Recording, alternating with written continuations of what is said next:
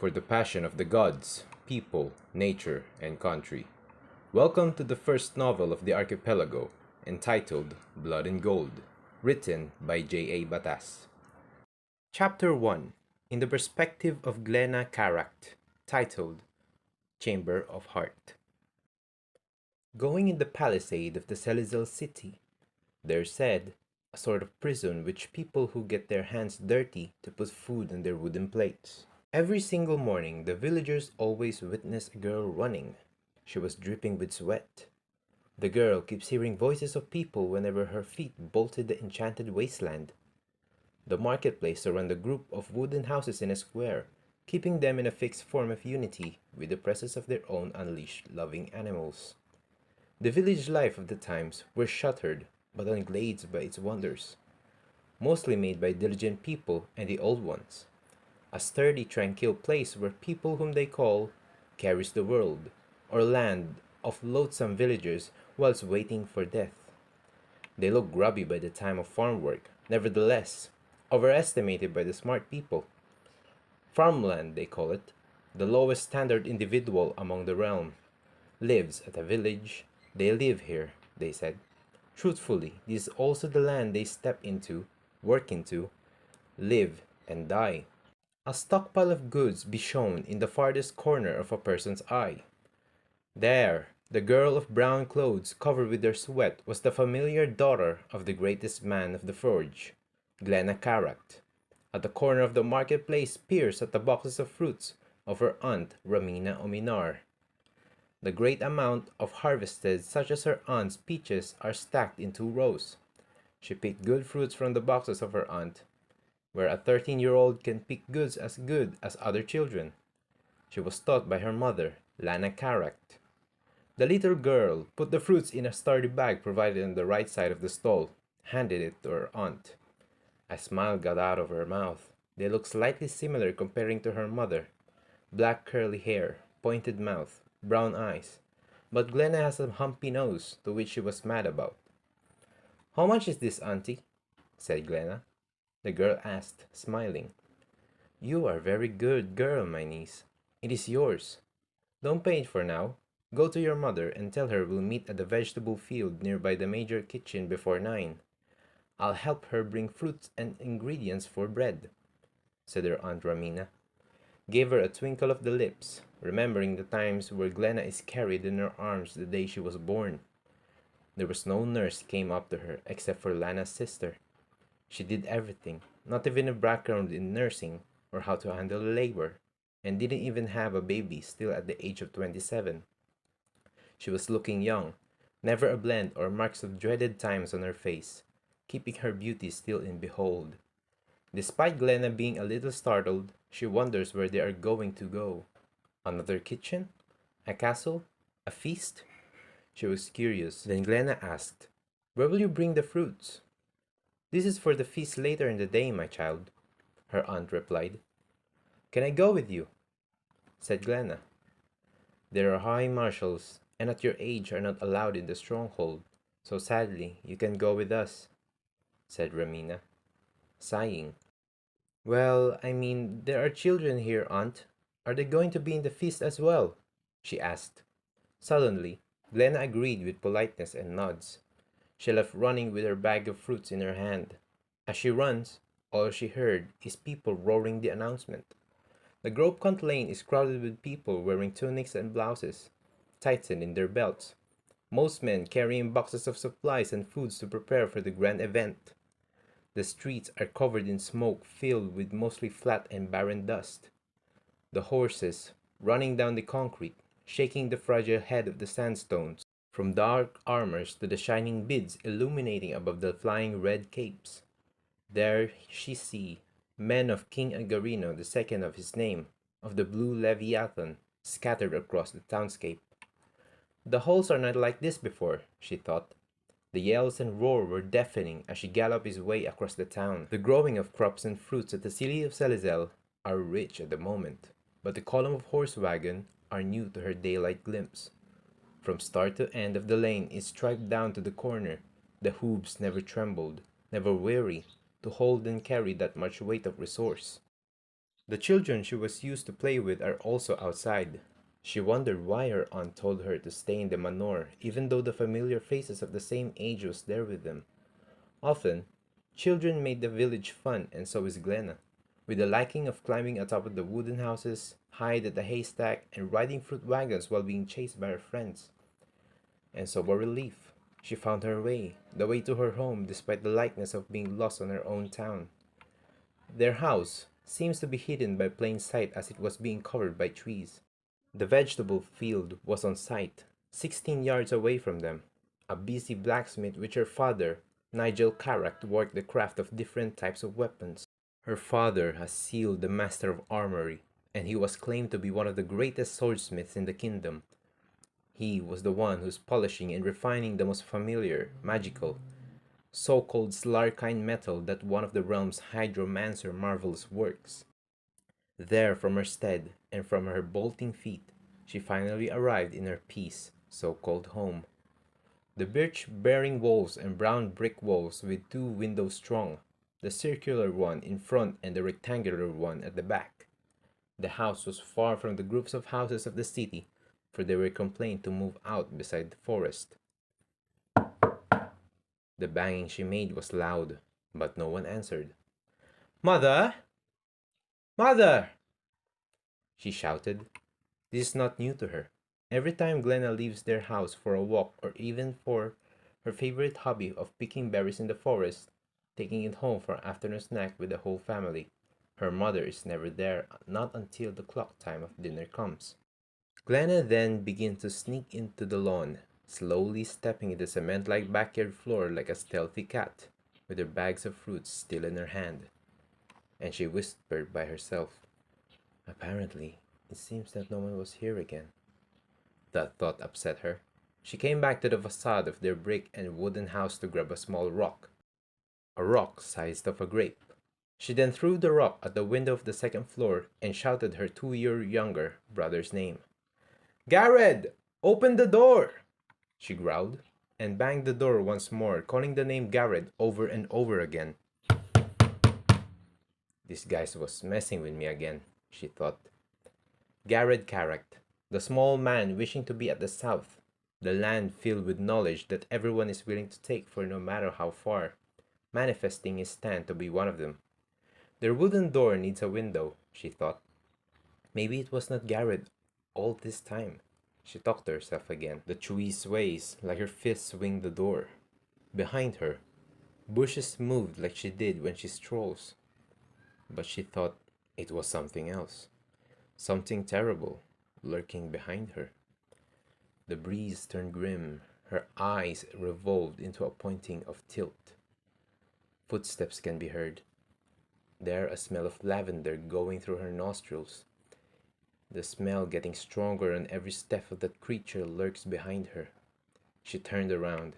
The presence is fragrant, but the aura is wicked, such as devil's skulk in particular.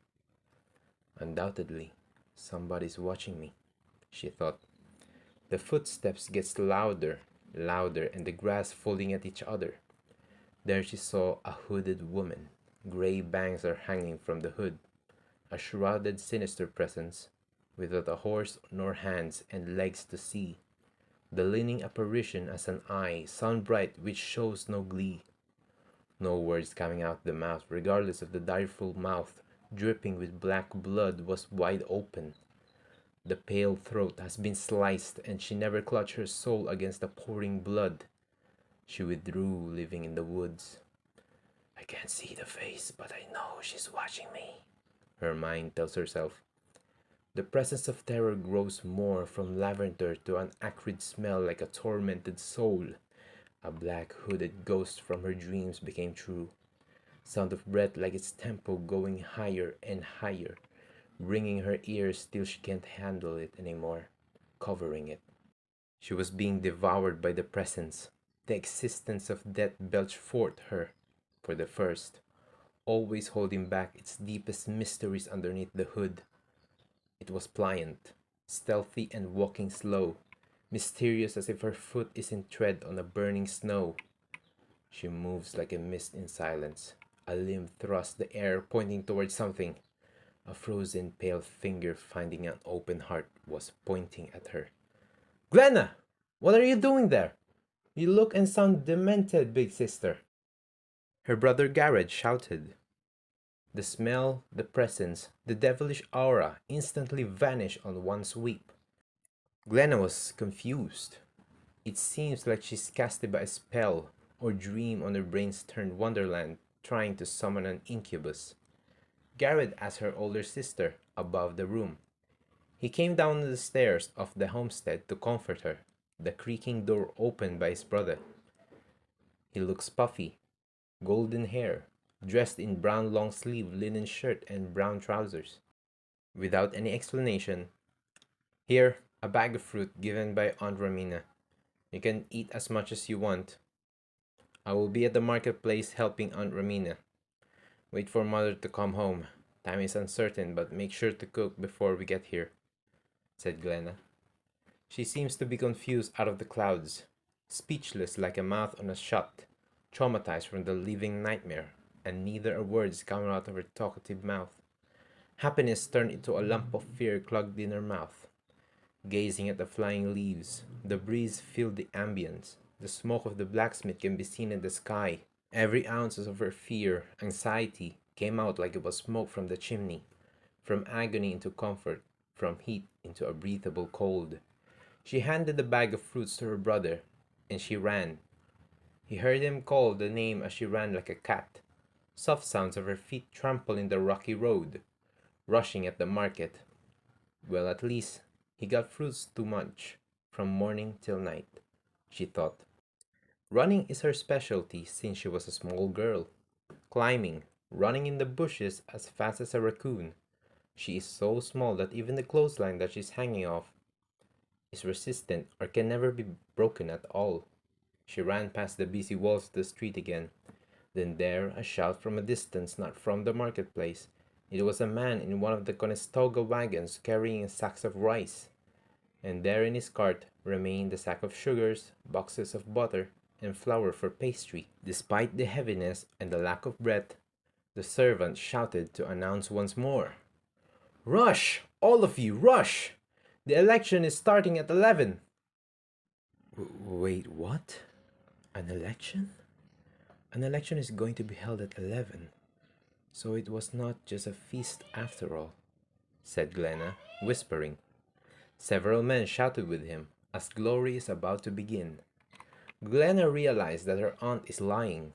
After all, it wasn't a feast that every peasant, nobleman, knights taste precious fish stew, smoked turkeys, manchetta bread, and a delicious chilled strawberry came from the borough of ice from the southern part of Aletheia. Her mother, Glena Caract, she saw her, by her daughter behind the second halls packing the wagons with boxes alongside her neighbors. Luckily, her mother is dressed with black coat, her favorite given by her father, Rogar Ominar. A very familiar gift for her, but the great father she has never seen. Rumors are left that it said that her father and some of his armed men got killed by the phantoms of the war while they are there to explore the land of winter songs. The squadron he joined in was captured by the frozen arrows of ruin and never seen a glimpse of him again. The far south was said to be dangerous that even kings and queens of the time ordered every single mortal not to go there. Everybody manifested and tried, but life was not but an additional collection to the glacial graveyard. Some say it was true, some cannot accept or deny it. No one knows, but only the dead shall roar. She was not done yet, and Glena asked, with a stiff voice that she already knew the answer. "What are you doing here? Mama needs to rush on the castle of Lordaeron with our fellow servants. Though it is past 8 and we can't stay here any longer. The council and the jury is waiting for them, and the hungry watchers too," said Lana. May I ask, can I join with you? 'Cause Aunt Romina told me I can't go, even though there's so many kids out there as well," asked Glena. "No, my child. There are so many people there, and you do not have the place to stay there," her mother concluded. "But why is there so many children like my age outside? They're there as well." Glena complained. Oh, Glena, that does not mean that they're going with us. Go play with them if you wanted to. But say it again, you're not allowed there, her mother said. Glena turned her face around in disgrace, thinking that her mother is still looking at her as a child. But she got a plan. Glena came out onto the side of the market, fabric swaying on the halls of the street. She saw her mother and aunt set foot into the wagons filled with fruits later in there. Another wagon came up. Her mouth and eyes are filled with joy, smiled as the wagon blocked the way of the sight of her mother in case she turned around to check on her. She was running again. The wagon is now on the way out of the city and onto the portcullis. Sweat covers her chest as she runs swiftly but silently to the grass. She claimed her triumph as the wagons turned left, set away for the cutting road. She gripped into the back of the fabric of the Conestoga wagons, stomping on the bumpers, and left secretly with her mother and brother living without any clues. The fear on getting caught is not on her misery. No misery can be found on either mind and her heart. All she can feel is joy to be part of one's colony and not chained up or like jail barred on her kin. The wagon turned to the rocky bump of road. Blocks of crumpled earth planted on the wet passageway, triggering the sense of shaking floor. But there she heard, thinking she was alone. She was wrong. "This is so much food, sir. How about we can take some home?" From the back of the wagon's dirty cover, she can hear two men talking to each other. Rough and low, rough and high. The voice was mere loud, busting its way to make her leave the wooden conveyance as early as she can. But she refused. The crumbles of the world's dry land made her tremble from her spot. The ringing of bells can be heard from a distance. The sound that everyone knew is a retrieve. They left the town as well as of Lordaeron. Messengers' horses are passing by. This is a big day, she thought. The forest she noticed is enclosed near the training campus. The daylight approaches every leaves the destination takes. Glena took a look around her while behind the cart. It was bright.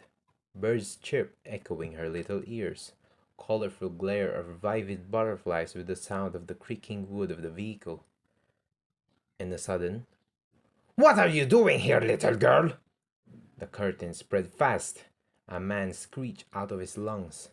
A face of a fat man with crooked teeth intact in his drooling mouth opposes her face like a psychopath. He wasn't alone with vex in his face. A hairy man with gray beard, both of them wearing a loose tunic. "Hey, we have someone lurking here, my friend. Do you want to take some food, my girl?" With a totally disgusting voice of a fat orc. He's slowly reaching for the girl's wrist. The fat man's fast and grabbed her briskly. "Get off me! You're sickening!" shouted Glena. She spat with her mouthful of saliva warm like a venison soup, as his face stinking wet.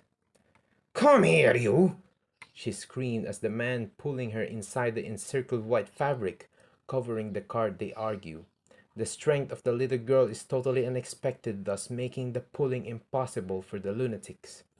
Shouting is deafening, but the people in front, the separated wagons, can hear them.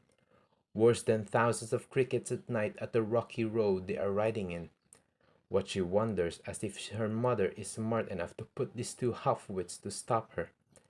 It was still uncertain, since she was not involved in any of the intellects behind. "Can they not hear that they are shouting at my face?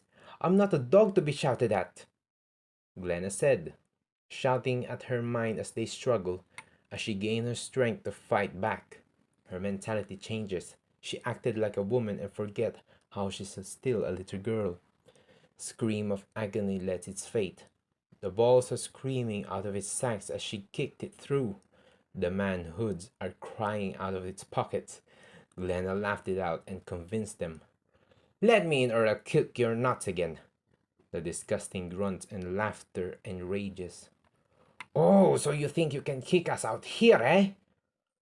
But there, in a sudden, arrows hurtled through the dusted air. skewered onto their knees, unable to move a muscle. At a distant rear there's sound of bows and arrow. There is a chief leaded behind the last cart. The stone drakes in front keep, and fire drakes last his breath at the back. Any threat away from here or belong to them must be punished such as they did to the cowards.